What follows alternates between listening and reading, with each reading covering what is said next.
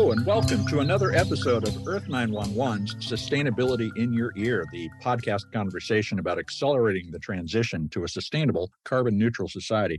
I'm your host, Mitch Ratcliffe. Thank you so much for joining the conversation.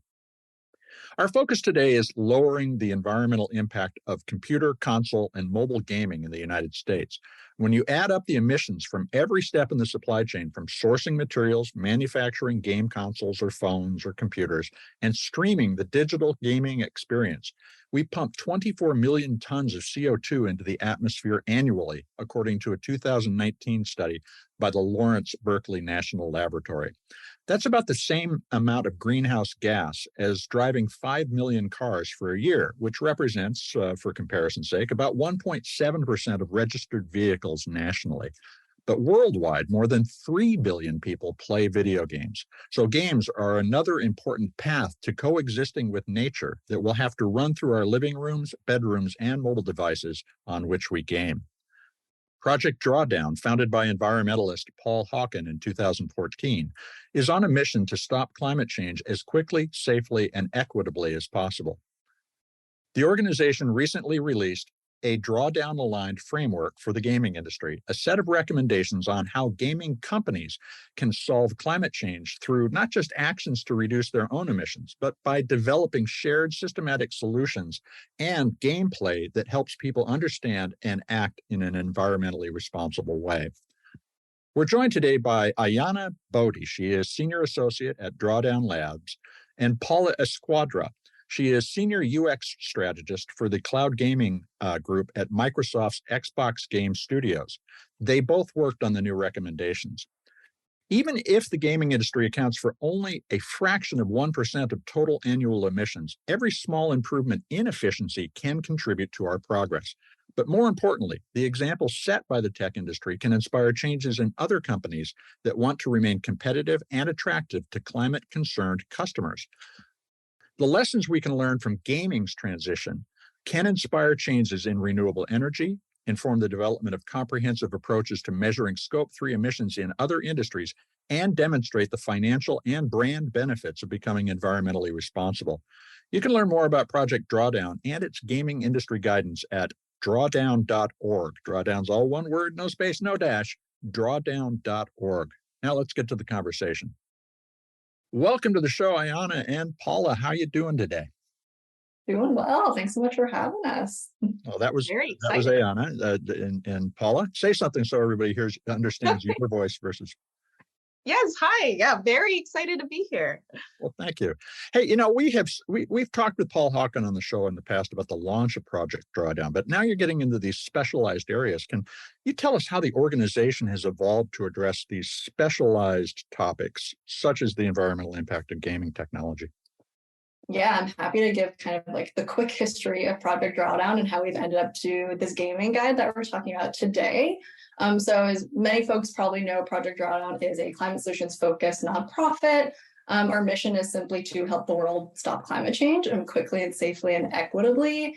We started as a book project, which is what Paul was really involved with. And, we used rigorous science to essentially create a library of climate solutions that were financially and technically feasible and scalable. And since then, we've really expanded, I think, as an organization to kind of, advising decision makers on how to scale these solutions. And so currently we operate within 3 pillars of work. And the first one is obviously still advancing that science-based climate solutions and strategies research. But we also are very focused on fostering new and bold climate leadership, which is kind of the piece I'm going to talk about in just a second. And then promoting new climate narratives and stories. And so I really work under that second pillar around fostering new climate leadership. And I work with a program called Drawdown Labs, where we're really focused on private sector engagement and kind of using the private sector to scale climate action. And so we work with businesses as well as investors and philanthropies to bring more skills and, of course, more resources to the climate movement. And I promise I'm getting to the gaming guide in just a second.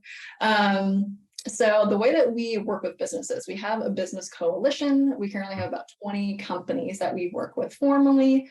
And we work with them to really figure out like what is a higher standard for corporate climate leadership.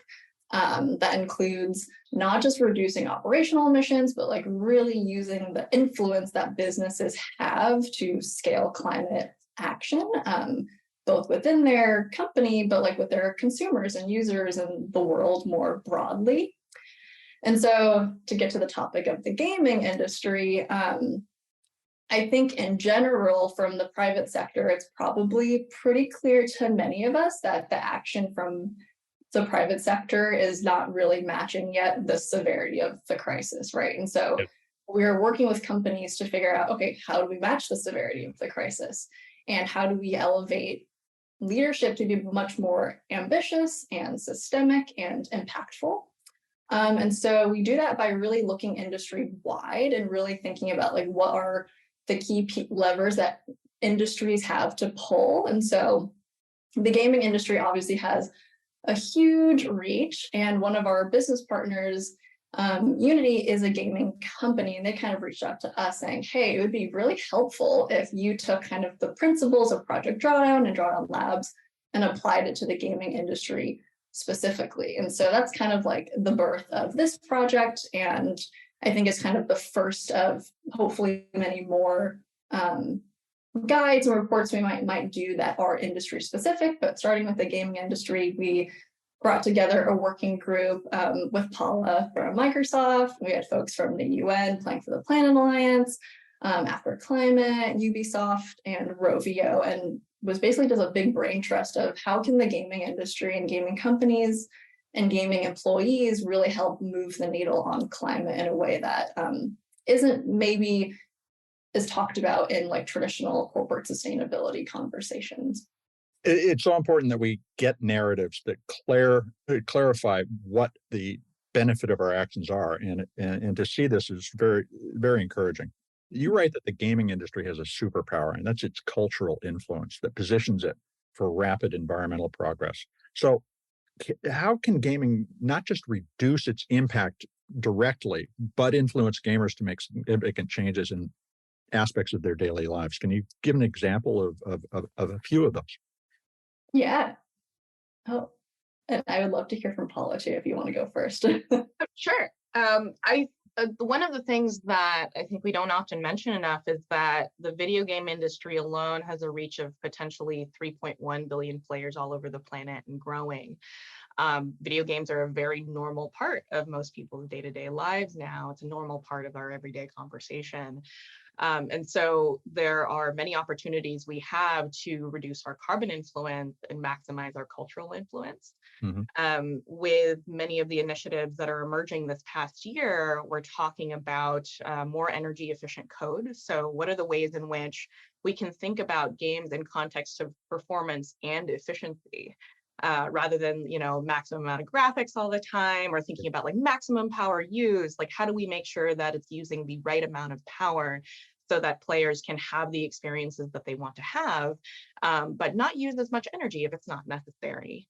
Mm-hmm. On the cultural influence side, we have many opportunities to normalize pro-environmental attitudes, values, behaviors, make the potential for behavior change and knowledge gain less daunting, mm-hmm. Because games have this interesting ability to place players in front of very big, potentially world-ending existential threats and give them actual tools to do something about it. And it's been really exciting to see games evolve over time, because it's not just a matter of competition and achievement necessarily, but it's also more and more about community. It's about finding ways to build resiliency and finding new opportunities to solve challenges that we think are impossible for us to solve in the real world.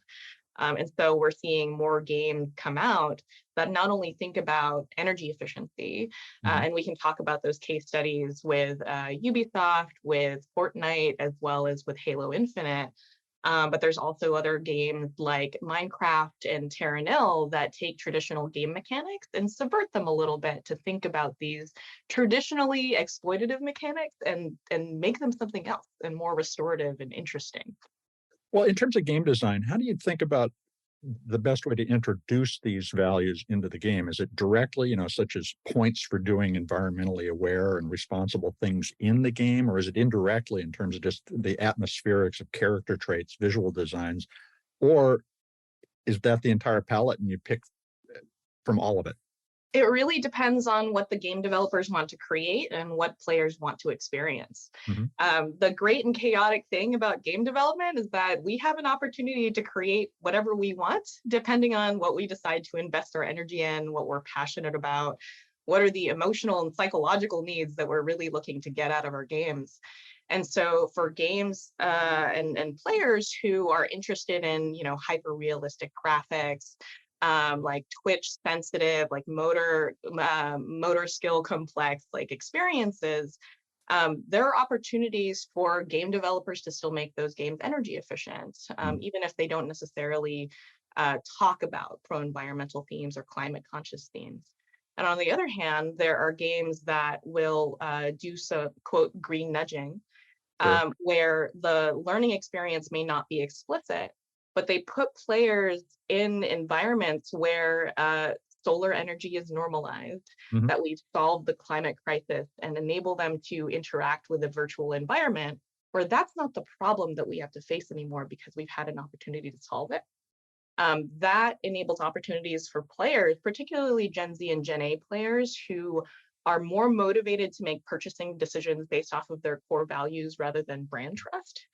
And brand identity and brand association are seeking, because we want to see opportunities to experience environments where we're not constantly in crisis.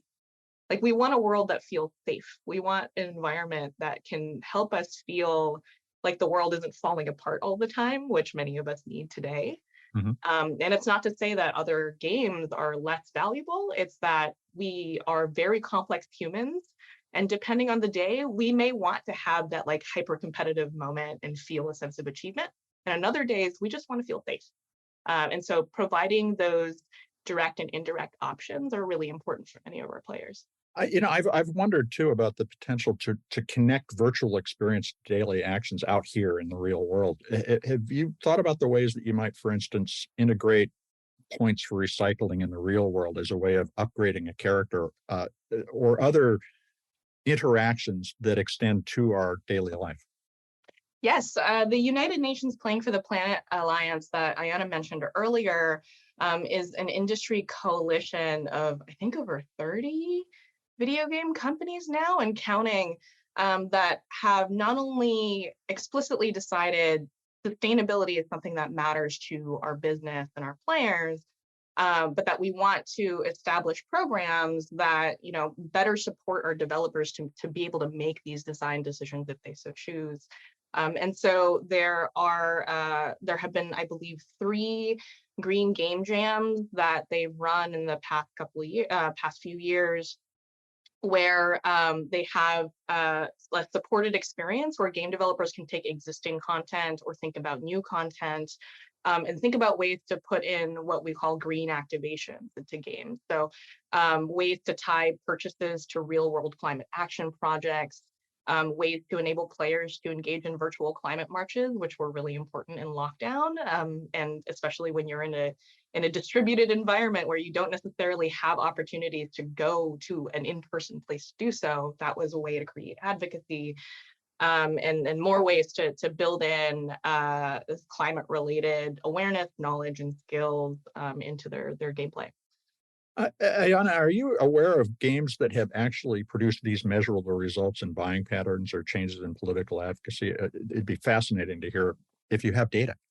Yeah, we don't have data around that, but I did want to just give a couple other examples that we also included in the gaming guide of like the real world impact that games are having. And I just pulled out a couple that I thought were really interesting. So this company, Sankari Studios, gamers can, create or earn currency in the game, right, by doing certain things. But that currency is actually like underwritten in real life by the company. So that game currency isn't just virtual, it's like actual money. And then that money, players can choose to invest that money in actual conservation projects in the real world, which I think is a great example of connecting like the gameplay to real world physical impact. There was another really cool example from EA Sports, I think, where they partnered with this soccer brand, and every time a player used like a certain feature in this game, EA Sports would buy emissions allowances off of the carbon market. So essentially taking away these allowances so that polluters couldn't buy them, which is actually like preventing emissions from going out into the atmosphere. And so I think there have been so many interesting cases of translating the gameplay to real world impact. And yeah, I would love to hear Paula's other anecdote too. And I think just really quickly, I want to say that I think the gaming industry in particular, you mentioned earlier, Mitch, like the superpower of the gaming industry. And I think at Drawdown Labs, we work with a lot of different industries like tech, apparel, secondhand stuff, just like lots of different types of industries that we work with. And I think the video game industry in particular, like, is really good at engaging their consumers. Like, it might just be the nature of what the industry is, right? Like, you're telling a story and people are automatically going to be engaged with that. But I just feel like there's so much potential with the gaming industry. And I know that Yale did a study recently about like what are gamers' attitudes on the climate crisis, and it shows that gamers like really care about climate change, like more so than the average person. And so I just think there's like a really awesome opportunity, and I think like all of these in-game opportunities turning into like outside game opportunities are just like a great example of that superpower. Paula, what thoughts do you have? I wanted to add one more example, and it's my favorite, like, N of one anecdote, but I think it speaks to the cultural potential of gaming. So there is a young student, though I believe he's probably a young adult now, named Jack, who had gone on Twitter a few years ago and was talking about how the game called Firewatch had sparked his interest in Firewatch lookouts. It's an action adventure exploration game where you go and like uncover this mystery in this forest environment. And it was such a compelling experience for him that it established his passion for conservation. He became the youngest member of the Forest Fire Lookout Association at 12 years old, and then eventually went to the University of Mass Amherst to get a degree in sustainable tourism and wildland firefighting certification. And so, and the added layer of that is that because of his experience playing that one game and experiencing what he had, it also raised his awareness and activism around the Black Lives Matter movement, because he saw how people of color were treated in forestry and fire prevention. And so this all came about as a result of one transformative experience with a game. And there's research that shows that non-interactive forms of media like book and film are more effective at getting a person to suspend their beliefs for a moment and consider alternative realities and considerations, compared to if a person were directly in front of them trying to convince them of something. And so if you take into context, games enable direct interaction with a topic and characters in different worlds you may not otherwise have experience with in the real world. That can create a lot of interesting conversation, a lot of critical thinking around that. There's another facet of the relationship between the game company and the gamer that I want to dig into a little bit, and that's how do we clearly communicate that sustainability is a partnership, that the companies can be doing things to lower, for instance, the number of CPU cycles they need to generate the environment. But on the other hand, the gamer has to make changes themselves, like at home or in other contexts in their lives, in order to reduce the cumulative impact of all of our lives, because this isn't just about gaming, it's about everything. It's really, at least for us, and what drives game developers to care about this is that we want players to have the options that will enable them to have the experiences they want to have. And so thinking about providing more options and features, like the console energy saver sleep mode that we had introduced in 2021, enabled players to save a little bit of power by switching that mode. The energy saving mode that we had implemented consumes 20 times less power than the standby mode that used to be the default for Xbox consoles. And so making that switch and making the energy saver mode by default enables us to save that energy without any impact to the player experience. Thinking about other opportunities to just enable players to have more options, like the Xbox Series X and F controller, where we incorporated more post-consumer recycled resins into the manufacturing process, while still maintaining all of the durability and performance quality targets that we wanted to have, making sure that players just have the choices available and making those explicit. What you're describing is that kind of incremental progress that is just necessarily the result of large organizations not being able to turn on a dime. How do you do that without making it appear that you're saying, now we're a green brand?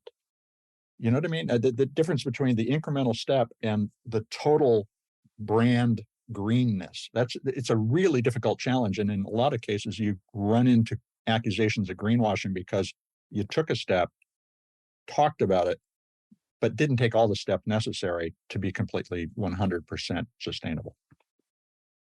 I think that's something that's fraught in any industry that is trying to go sustainable right now. And the important thing for us to always keep in mind is that, like, many of these operations require us to build new skills, require us to build new processes, and these take time. The path to net zero is never going to be a linear path, but making sure that we continue to communicate to our players and our developers what options we're creating, what we're learning in the process, for better or for worse, will hopefully help other industries like avoid rebuilding the wheel. Unfortunately, there's no easy answer to that. I think we all wish change would come sooner and faster and more efficiently. But I think that's why the conversation is so important. Every person, every industry is on their own sustainability journey, and everybody's going to require different resources, tools, support to be able to do the work. And the more we're able to share knowledge together, the easier that becomes. Hey, Aiyana, looking across the different industries that you're talking with, what are your thoughts?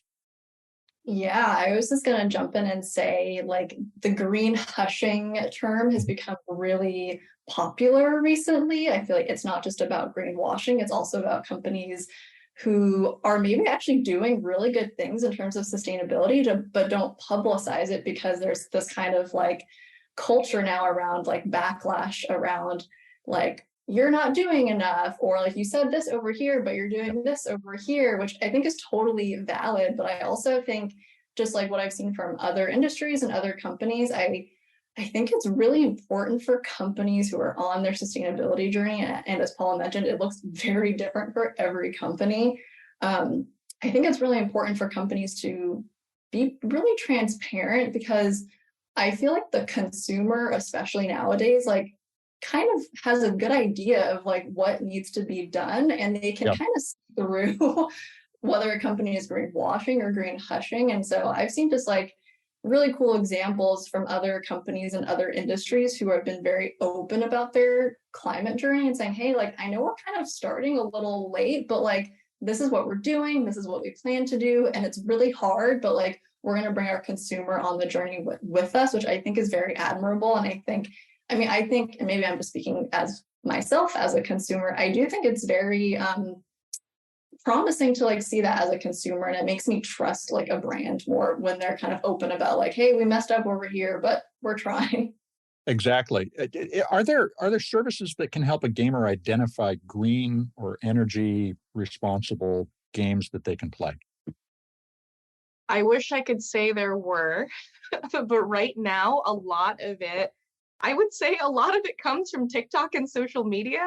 There are an increasing number of content creators, particularly younger content creators, who are being more vocal about sustainability, environmental content, cozy games, which are, alternatives to the hyper-competitive gameplay that is most often associated with popular video games.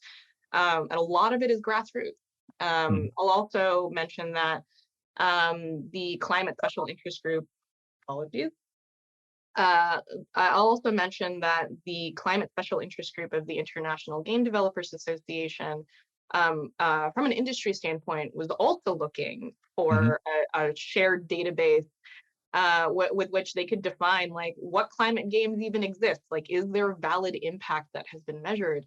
And there's a living database that is run by the community of over, I believe, 400 video games now in nonprofit and commercial spaces where that can be viewed, and there's analysis being conducted to understand what has been done and what we can do in the future.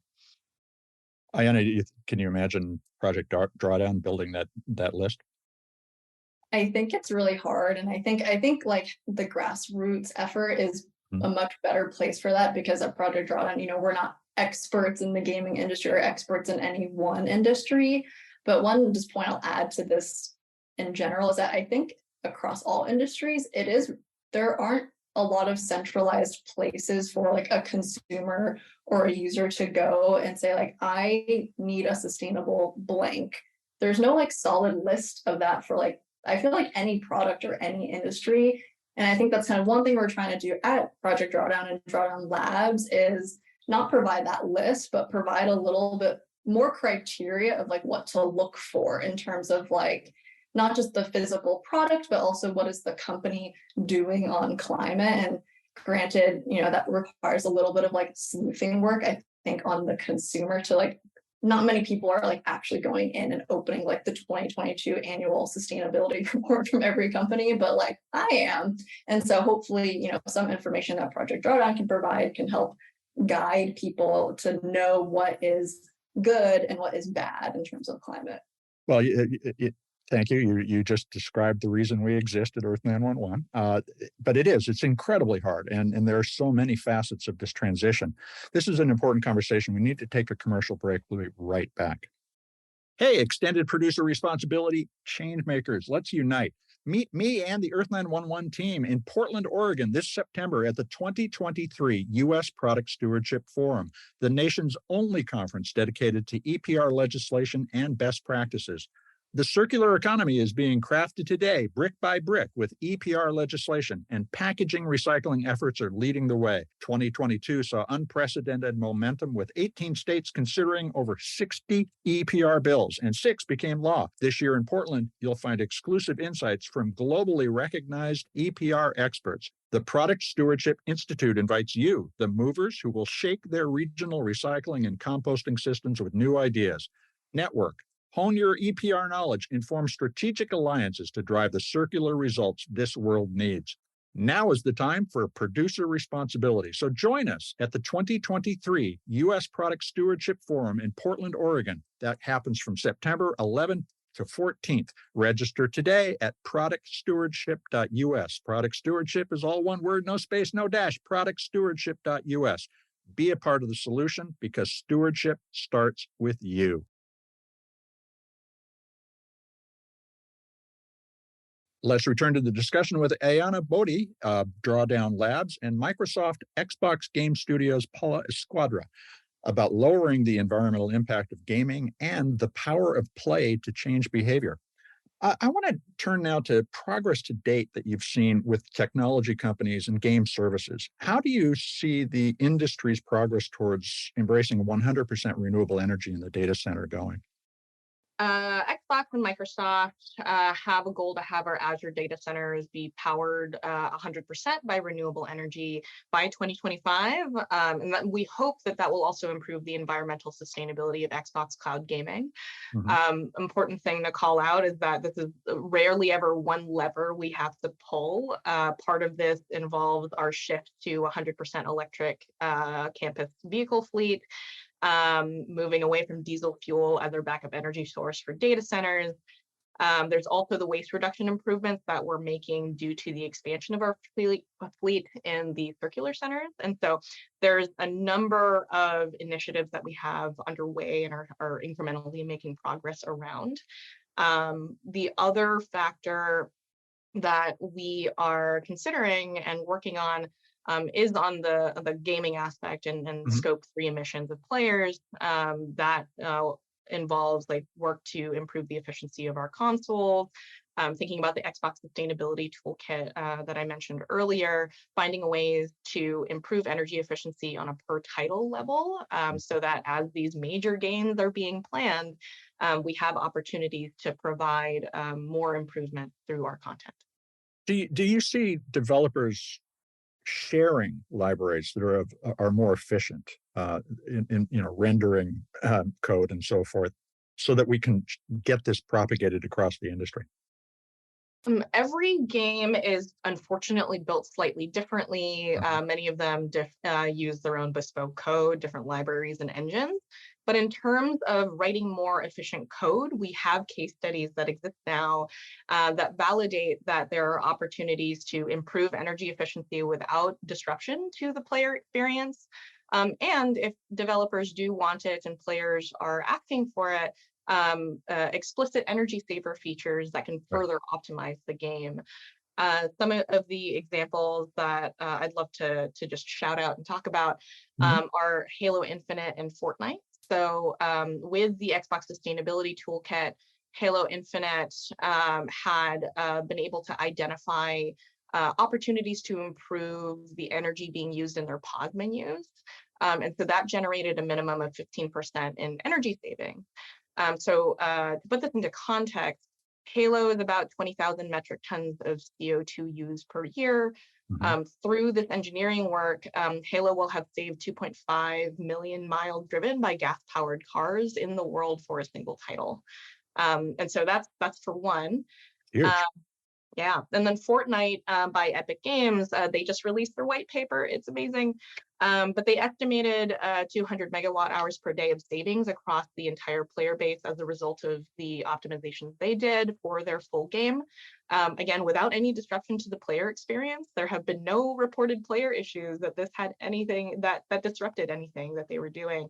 And they also provided options for developers to implement further energy savings in parts of the game, like multiplayer lobbies where they're looking at a menu and like waiting to join a game, and item shops where they may spend a lot of time reading and not necessarily interacting with the menus. And so all of this has served to validate that there are opportunities for us to write more efficient code, share this knowledge out, and reduce the energy bills of our players. Over the past few months, of course, we've heard a lot about generative AI, which is going to be rolled into everything.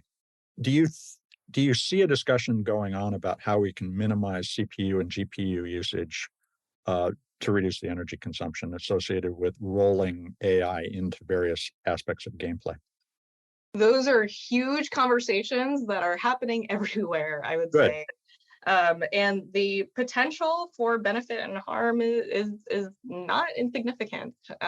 Right now, I would say that games are just highly specialized experiences that need to be built in very unique ways, depending on the studio, depending on the type of game that is being built.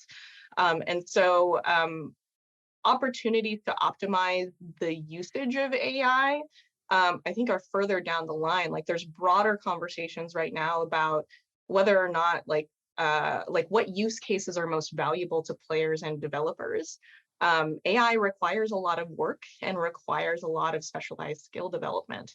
And so not all game developers need or want to use AI because they have different types of experiences that require more like handcrafted work. And so right now the conversation is around like, how do we use AI to provide value to players? I have no doubt that the conversation about how to ensure efficiency and reduction of harm are going to be a part of those conversations. Aiyana, in your work with the various game companies that you interact with, do you see that they're tying executive compensation to environmental performance in order to create accountability and to drive progress? Correct. Yeah, Microsoft, Xbox, and studio executives' compensation are tied to environmental performance. We have an internal carbon tax that is calculated year over year. And so our sustainability commitments are playing a major role in how we make decisions, and how we define the strategies with which we can support our game developers to not only contribute to that overarching goal of becoming carbon neutral, but getting to a point where we're helping normalize the opportunities players have to shift their behaviors, and the types of sustainable mindsets that we need to have to build resiliency long term.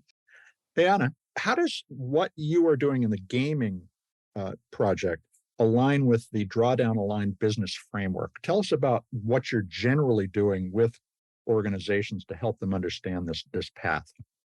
Yeah, so as I mentioned a little earlier at Drawdown Labs, we're really focused on helping businesses think more holistically and systemically, and what we say go beyond net zero. And so we have this framework that you mentioned, Mitch, the Drawdown-aligned business framework. And it essentially overviews how businesses can use their social, political, and financial influence to achieve this more systemic and holistic view of climate action by corporates. And so the framework outlines 8 areas of leverage that companies have to not only help reduce their own emissions, but like ultimately help the world reduce emissions.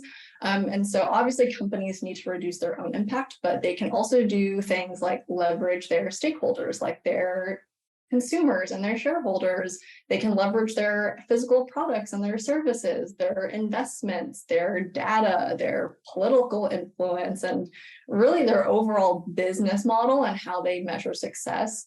All of that can be leveraged and pivoted toward climate action. Obviously, this is like no small undertaking, but their framework kind of puts all of those options onto the table.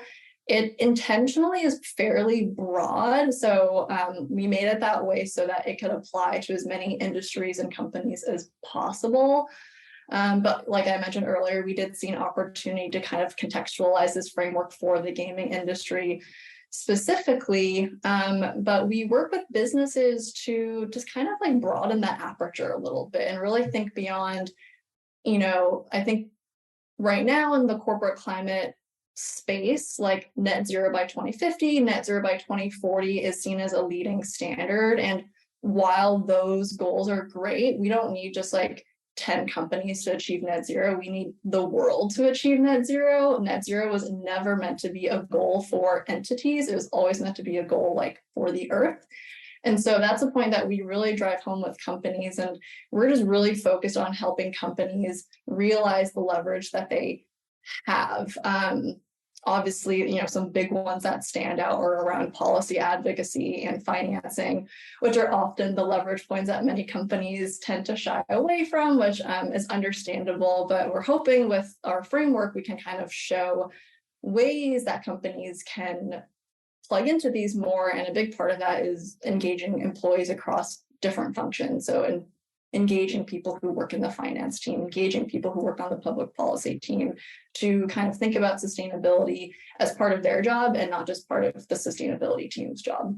Well, you make some specific recommendations, which I think are excellent, that benefits programs and financial decisions be tied to environmental responsibility. So offering a green retirement plan or requiring the banks that you use to adopt the Paris goals or disengage from fossil fuels. Do you see in conversations with companies that executives are open to these ideas, or is this still kind of a big step for them intellectually? I don't think it's a big step intellectually, but I do think it's a big step logistically and operationally for companies. I'll also say that when we work with companies, we are often working with, their sustainability teams. Maybe it's the CSO, maybe it's a sustainability manager. Unfortunately, I think CSO is a little bit of a misnomer because chief sustainability officers sometimes are not actually part of the C-suite, and sometimes they're not actually like a really big decision maker in companies, which I think is changing, but it needs to happen a little bit faster. Things like with, tying, the executive compensation we brought up earlier, that I'm seeing happening actually a lot more, which is great because that's starting to get at like the business model and the governance structure, which I think is really key to moving climate action in companies. when it comes to the financing piece, the climate-friendly 401k is getting a little bit more movement. But once you start mentioning things like divestment, I think companies tend to shy away a little bit more. It ends up being taking a political stand in some cases, and that goes back to the greenwashing conversation we were having before. Paula, what thoughts do you have? I also wanted to add that the threads are very similar, not only with C-suite, but also with like day-to-day, like boots on the ground workers. There is an increasing just like consciousness about climate crisis and its impact on not only our bottom line, but our well-being, our like the decisions we need to make for where we need to live. And there are certainly like the financial mechanisms like Microsoft internal carbon tax, which taxes an internal business fee based off of the emissions to help fund carbon reduction efforts.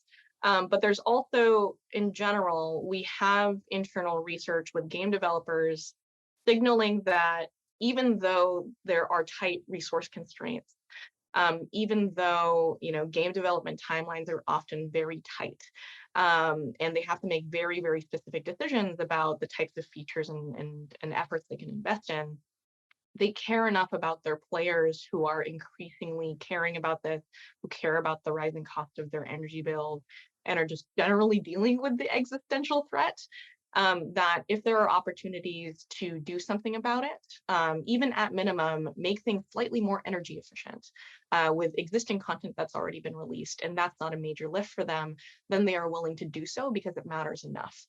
And so that's something we're definitely seeing in the market.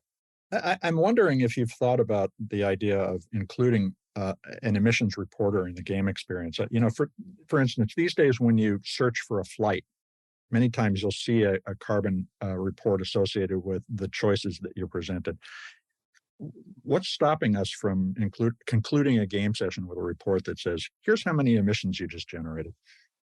It's something that many game developers are asking about, whether or not it's something that they can put in or should put in. And one of the biggest fears around this is that there may be certain audiences that are going to react and consider it to be politicized. Yep. And so player trust is a very important factor and potential biases around that. But more often than not, it's about time and money. Again, like game development often runs on very hard deadlines. We worry about crunching our employees and coming out, and like being burnt out as a result of like having to put in as many features as possible to make the game as awesome as it is. When you pair that with sustainability, being viewed as a new space and a new skill, like that's very frightening to potentially add risk to a process that is already fraught with time constraints. The product manager is going to be thinking, wow, I don't need that headache too. Right. Like, how do I even scope the risk of that and the investment that's going to be required, because a lot of it feels experimental. Two other factors I'd love to just mention is that a person's emissions are highly dependent upon all the individual components of the machine they're using and where they live. Power source. Yeah, exactly. And asking especially a small studio to do all of that calculation for every location a player may live is unviable. And so Xbox is working with game developers to build tooling to make that a little bit easier and reduce the barriers around that so that we can eventually get to that point. I think the other factor is also that, or at least what's very interesting, is that sustainability itself feels like a new concept to many developers. But a reframe of that has actually helped reduce barriers for certain teams, particularly mobile and PC game developers who have to think about thermal load and resource management don't see this as a new topic. They just see this as an additional metric to track. And so when we reframe it in terms of resource management and not just branding something as a new sustainability initiative that people should be compelled to do, that conversation becomes much easier. And so hopefully those barriers decrease over time with that. Aiyana, how does Project Drawdown engage people in that kind of sensitive discussion?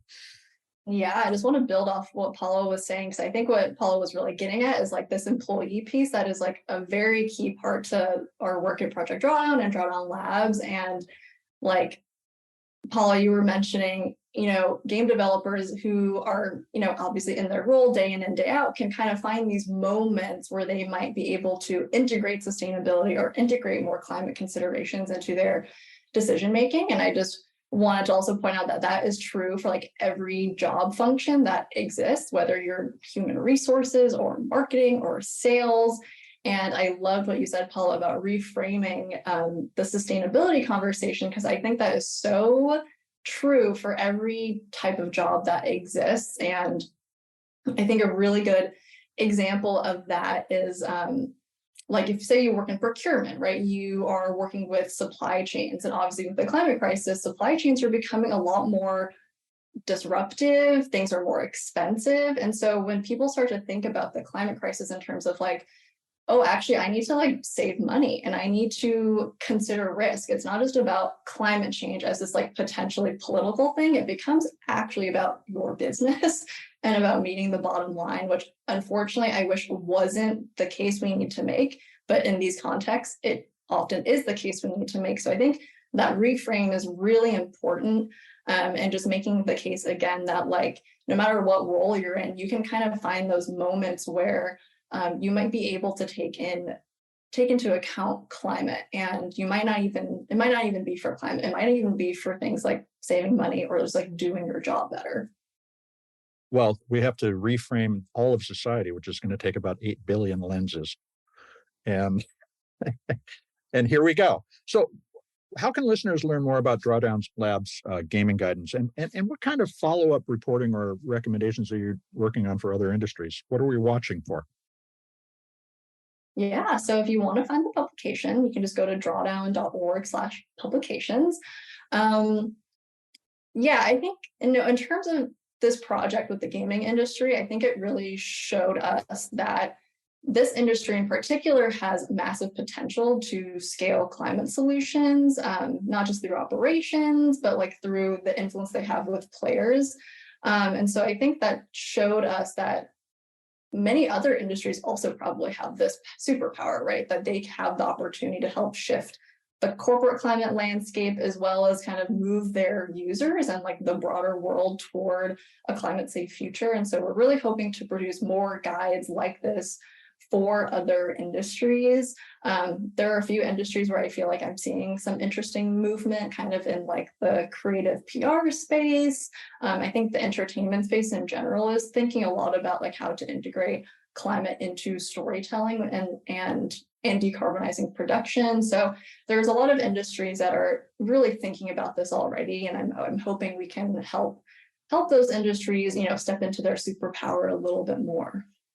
Well, I hope that the information that you're releasing encourages leaders to become leaders. And that really is where we are as a society right now. And as businesses, we are waiting to see sometimes what other people will do, but it's always on us to take our first step. And that can lead everybody else. So thank you both so much for spending time with us today and sharing all this great information about gaming recommendations. Thank you so much for the opportunity. Yeah, thanks for having us. We've been talking with Aiyana Bodi, she's Senior Associate at Drawdown Labs, and Paula Escuardra, who is Senior UX Strategist for Cloud Gaming at Microsoft's Xbox Game Studios, about a drawdown-aligned framework for the gaming industry. That report can be found at drawdown.org/publications. Drawdown's all one word, no space, no dash. Drawdown.org/publications, as Aiyana mentioned. And keep an eye out for the research and guidance that Project Drawdown is going to deliver for other industries. With 3.1 billion people gaming around the world, the game industry is one of the few business sectors with the cultural influence and reach that can be deployed to reshape human values and behaviors.